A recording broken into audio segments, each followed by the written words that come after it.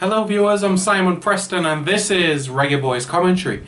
It's the match preview for Panama versus Jamaica, which is set to take place on Friday evening at the Estadio Romel Fernandez in Panama City.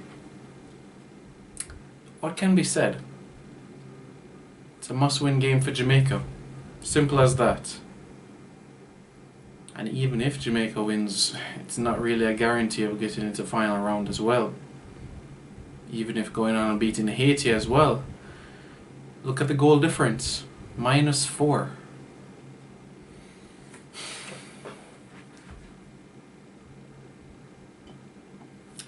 We've really put ourselves into a hole.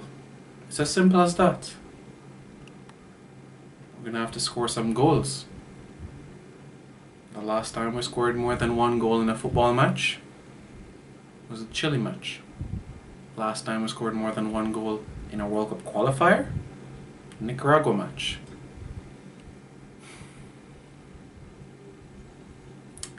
We average 5 chances created per game in the start of 2016. However, we're not ruthless enough with our chances. We need to be more efficient and more expeditious in front of goal. Our number 9 striker, whoever that is, has to be ubiquitous, being there at the right place at the right time. Look at our opponent, Panama. Our bogey team in CONCACAF, hands down. The last time we beat Panama, 2009 at the National Stadium. Have we ever beaten Panama in Panama before? No, never. We've only beaten them twice in our history, 1969 and 2009. Both came in Jamaica. Let's not forget as well Jamaica's record on Central American soil.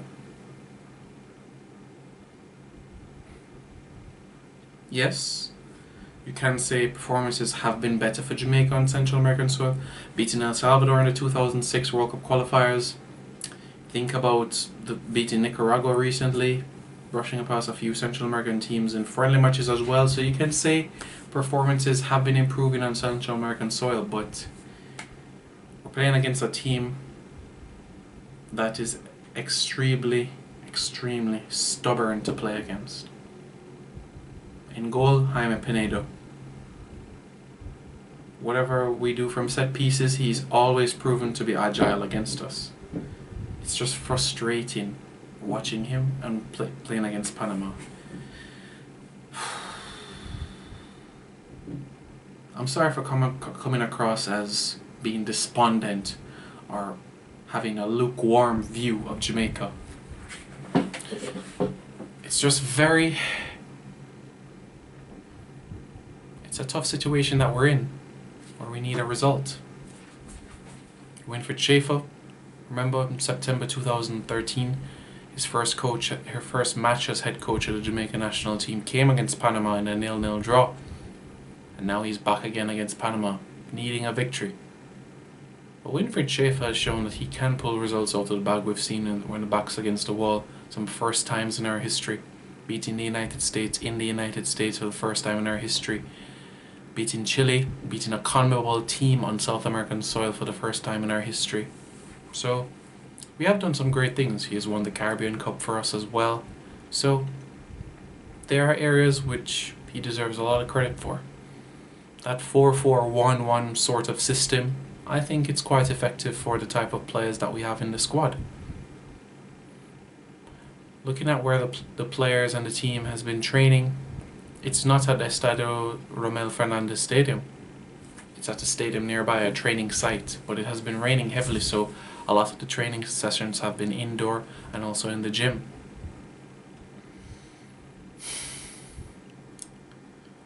How are we going to beat Panama? Well, you have to focus on their weaknesses. Panama concedes many of the goals that they concede from the counter-attacks, run of play, set pieces, and the long-range efforts on goal. Where is Jamaica strong at? Crosses, the set pieces, where we have scored goals from, so we need to pinpoint that area as a target.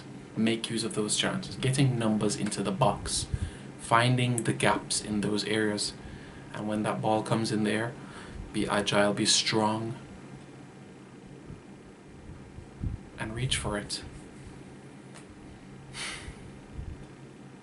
Man, it's going to be a difficult match. It's going to be very, very hard. Who would be in my starting 11? Andre Blake in goal. Mariappa and Wes Morgan. Centre half. Left back Kemar Taxi Lawrence. Right back it appears to be maybe Javon Watson. In the middle, Rudolph Austin. Michael Hector. The wide areas are very tricky to determine.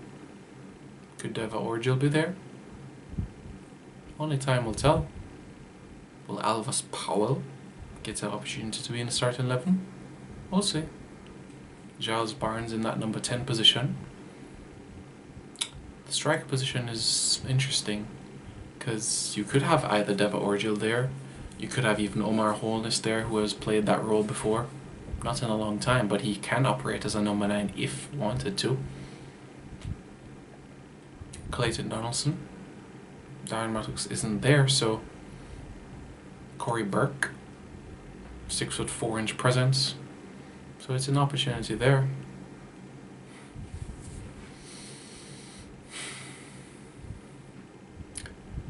Very good, boys fans. Let me know your thoughts in the comments below about this.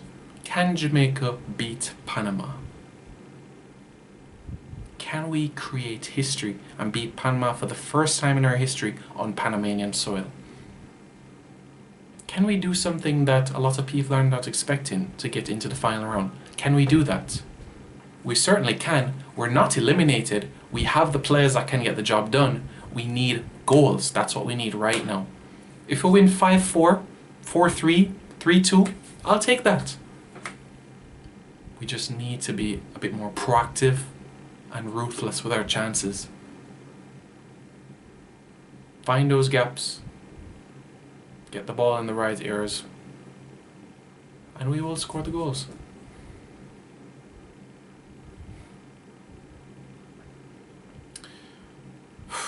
And let's not forget as well that the job is not done after that.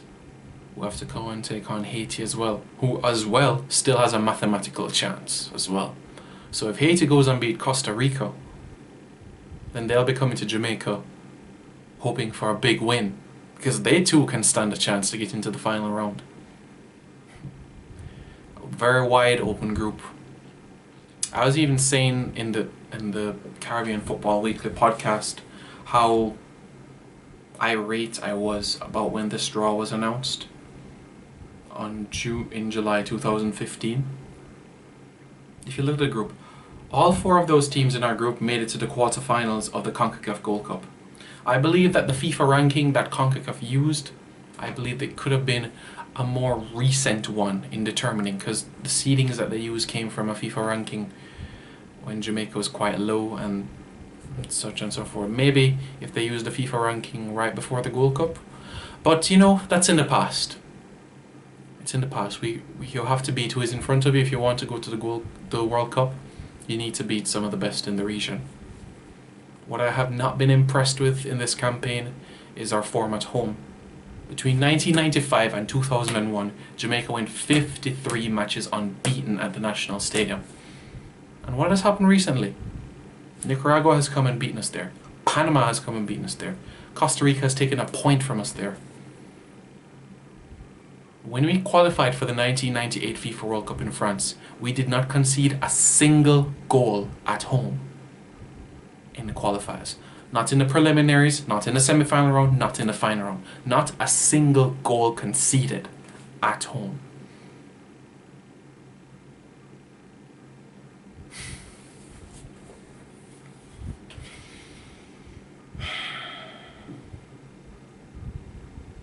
If Jamaica is to go on to beat Panama, let's say by a 1-goal margin, then the goal difference would be a -3.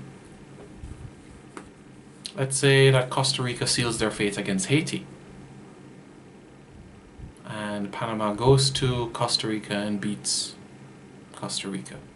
And Jamaica is going to have to beat Haiti by a cricket score in order to advance. Do you remember the 2014 World Cup qualifiers?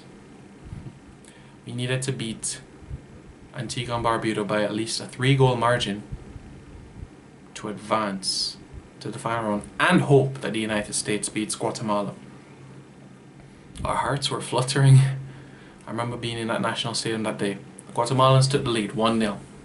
The United States equalized, and remember, we could not have a draw on that occasion. So it was 1-1 for a period of time. Jamaicans scored the first goal, and then Nyron Osworthy scored the second, 2-0. And the United States scored 2-1, and then 3-1. So going into halftime break, we're safe. Second half came out. Antigua and Barbuda scores a free kick. Guatemala is back in second place. No change in the score between the United States and Guatemala. Late on, Rudolph Austin and Dane Richards scores the goals that takes us to the final round. We've left things late, and now yet again we have to leave things. We're now in crunch time. It's as simple as that. There's no more margin for error. It's as simple as that. 2 wins, and let's see where we end up. And if we win those 2 games and we're not in the top 2, we'll hold our hands up and say, you know, we gave it our best shot. We did what we were supposed to do. And hopefully, maybe it can be a learning point in the future, in a future campaign, perhaps. But all is not lost. Let's be positive. Let's get behind the team tomorrow evening and let us go and beat Panama. Let's do something that we've never done before. It's quite frequent under Coach Schaefer. The Panamanians will be hoping to get into the final round because they have done so in the past as well. 2006 World Cup qualifiers, they finished foot of the final round table, and 2014 World Cup qualifiers, they finished 5th. So they'll be hoping to push a spot higher in the table. I think they're a growing team in the region. We've seen what they've done at the under-20 and under-17 level, qualifying for FIFA World Cups. And those players are in the senior team now. Roberto Chen is just one player, as an example, a player that has risen through the ranks and now he's a first-team player. What the twins have done, Deli Valdez has done for this team, has been phenomenal. Panama has gone from the beating stick of Central America to one of the best teams in Central America. It's not going to be easy, but there has to be a moment of magic from the Jamaicans. Is it going to be a Rudolph Austin free kick? Is it going to be an Adrian Mariappa header from a corner kick? Is it going to be a clinical finish from Clayton Donaldson? Or is it going to be a mark of brilliance in dribbling from Giles Barnes, beating past 3 players and slotting the ball in the back of the net? Or will it be Wes Morgan shooting from long range? Our imagination can take us far, but victory is what is needed on the agenda. Anything less, we'll put ourselves in an even deeper hole. If we draw, we're not out. If we lose, we are out. Simple as that. If we draw, that means that we're just going to have to beat Haiti by a huge margin and hope that Costa Rica beats Panama. So Panama has a +2, Jamaica has a -4. So if Jamaica beats Haiti by 6 clear goals, then Costa Rica beats Panama, then we'll go into the final round. Easier said than done, right? Well, that's how it is at this point in time. My prediction?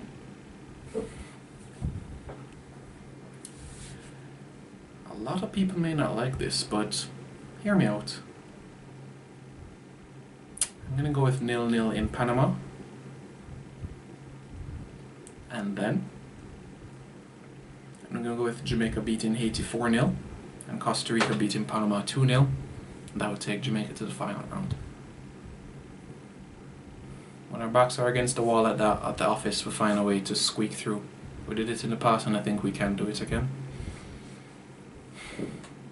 Let's push for the window against Panama. Anything can happen.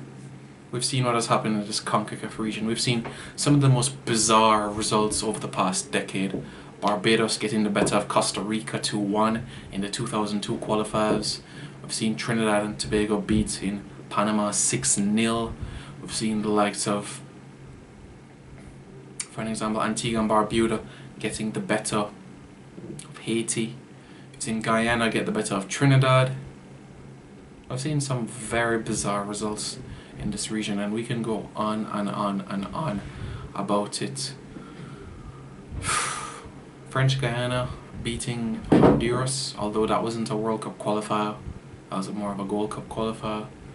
But still, these results are happening in the region. Belize getting to the CONCACAF Gold Cup, Nicaragua getting to the CONCACAF Gold Cup. It just shows that football in the region is improving with these grassroots initiatives and improvement in coaching, better facilities and pitches available to these players.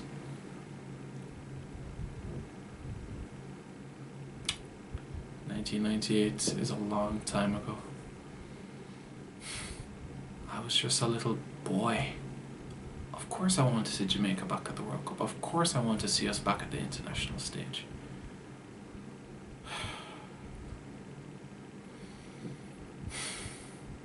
Positive thinking leads to positive results. So tomorrow evening, put on your black, green and gold shirt and let's get behind the Reggae Boys. Whether you are in Jamaica, in the Caribbean, somewhere in the diaspora, or a Jamaican living in Panama, like many are, support the team, cheer for them, and when they score, scream like there's no tomorrow. I'm Simon Preston, this is Reggae Boys Commentary. Don't forget to like our Facebook page, Reggae Boys Commentary, and don't forget to subscribe to our YouTube channel, Reggae Boys Commentary.